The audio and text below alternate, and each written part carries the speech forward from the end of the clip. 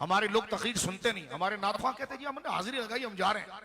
मैंने कहा पगड़ियां तुमने बांटी, तुमको मसले शरीयत के आते नहीं है। तवज्जो है, मैं तो आजकल तकरीरों में भी ये कहता हूं, नादखानो तुम्हारे लिए तो हम 5 साल से जंग लड़ रहे हो मुफ्तियों से, लेकिन तुम भी थोड़ी कोई हया करो और तुम्हें भी कोई दीनदारी का पता होना चाहिए। तौहीद क्या है, शिर्क क्या है, बिदात क्या है, बदमज़हबियत क्या है। तवज्जो है आपकी, कुछ इल्म होना चाहिए हमारे सनाखानों को।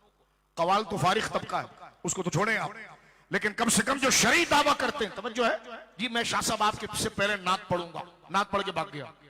तो मैंने कहा भाग के तूने क्या किया, तेरे से अच्छा तो ये बच्चा था जो दीन समझ गया। तवज्जो है आप। हाँ, ये अलग बात है कि आप आलिम दीन को सब अच्छी तरह से जानते हैं।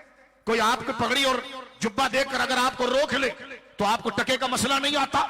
तो ये पगड़ियां आपने तो दीन के लिए बांधी थी, ये दीन इतना बेकार हो गया है कि तुम पगड़ियां सिर्फ स्टेज के लिए बांधो। ये पगड़ियां तुमने अगर स्टेज के लिए नहीं दीन के लिए बांधी है तो गली कूचों के अंदर तुम्हें इतना मजबूत होना चाहिए कि हर बच्चे को अहले सुन्नत के अकीदे से मुतमईन करो। तवज्जो है आपकी।